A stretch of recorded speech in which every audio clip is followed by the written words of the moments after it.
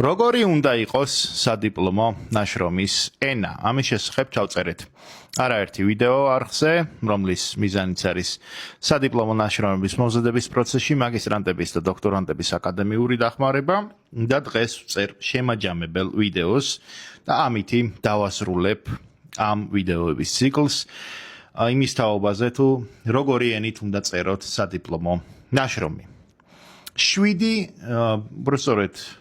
7 შემაჯამებელი რჩევა სადიპლომო ნაშრომის ენის თაობაზე. პირველი.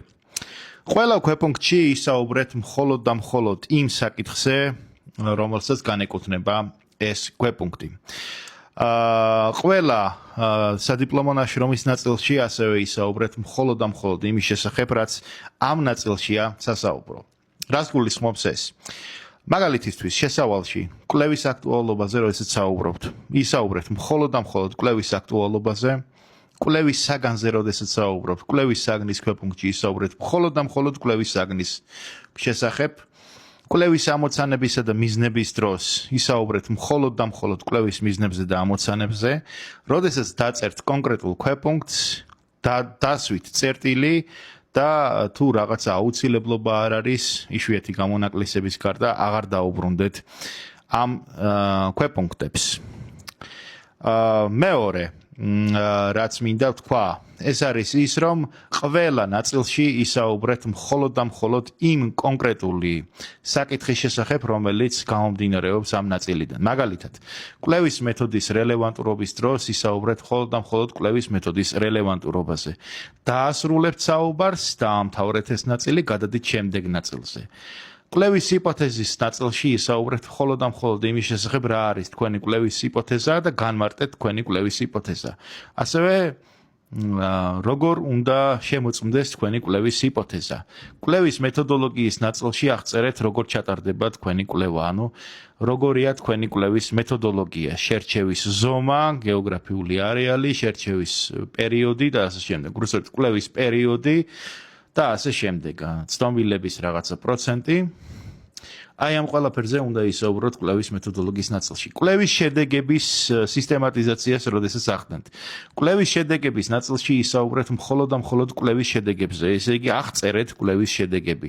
კვლევის შედეგების ანალიზის ნაწილში მოახდინეთ მხოლოდ და მხოლოდ კვლევის შედეგების ანალიზი. და არ გადაერთოთ რაღაცა სხვა საკითხებზე, ანუ ლიტერატურის მიმოხილვის ნაწილში მიმოიხილეთ მხოლოდ და მხოლოდ ლიტერატურის მიმოხილვა, ანუ ლიტერატურის მიმოხილვის ნაწილში არ დაიწყოთ კვლევის შედეგების ანალიზი ან კვლევის შედეგების აღწერა და ასე შემდეგ. აი ეს არის ის, რაც უნდა გაითვალისწინოთ სადიპლომო ნაშრომზე მუშაობის დროს. მეორე რჩევა, არ დაუბრუნდეთ იმას, რაც უკვე ისაუბრეთ და ერთი და იგივე აზრები რამდენჯერმე არ გაიმეოროთ სადიპლომო ნაშრომში.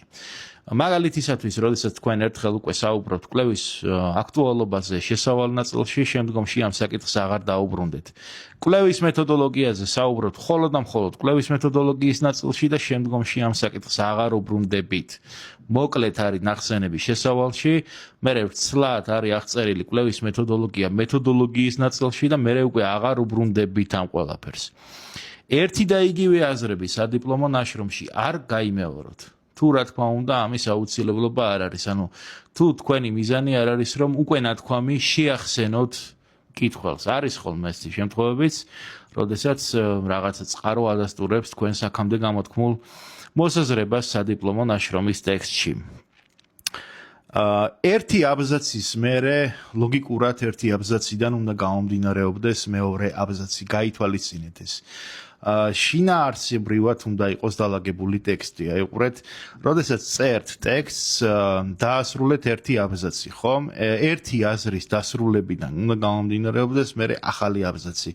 ანუ არ შეიძლება რომ ერთი და იგივე გვერდზე ან რაღაც ერთ ქვეთავში ისაუბროთ ერთმანეთისგან რადიკალურად შინაარსობრივად განსხვავებულ საკითხებზე. ეს გაითვალისწინეთ. ასევე არ გამოიყენოთ და არ მოახდინოთ თქვენი სუბიექტური მოსაზრებების შინაგანი რწმენა წარმოდგენების ან ვარაუდების გავრცელება სადიპლომო ნაშრომში.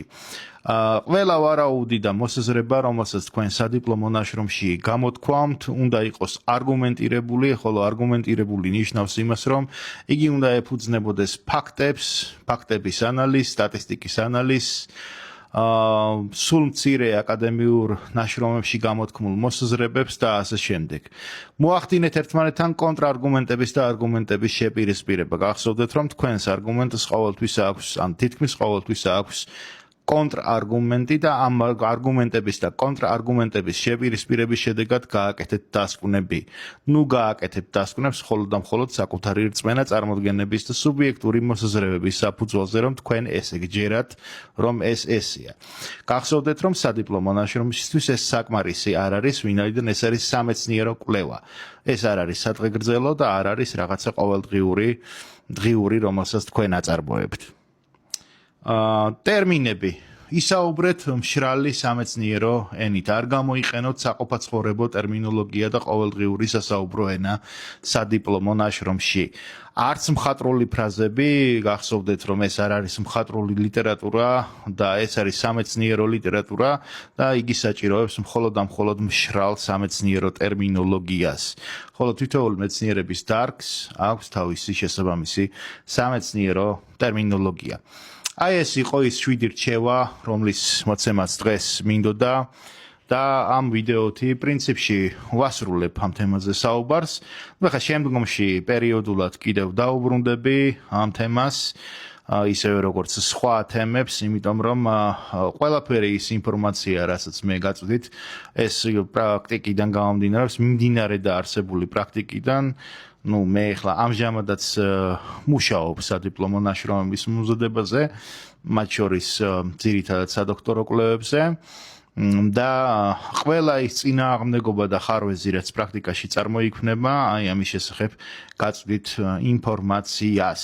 ეს ინფორმაცია, როგორც უკვე არაერთხელ მithქვამს, არ არის ხელმისაწვდომი არც ერთ სხვა არხზე, ან მით უმეტეს რომელიმე თეორიულ წყაროში. დღეისათვის სულ ეს იყო, გამოიწერეთ არხი და გისურვებთ წარმატებებს მომავალ შეხვედრამდე.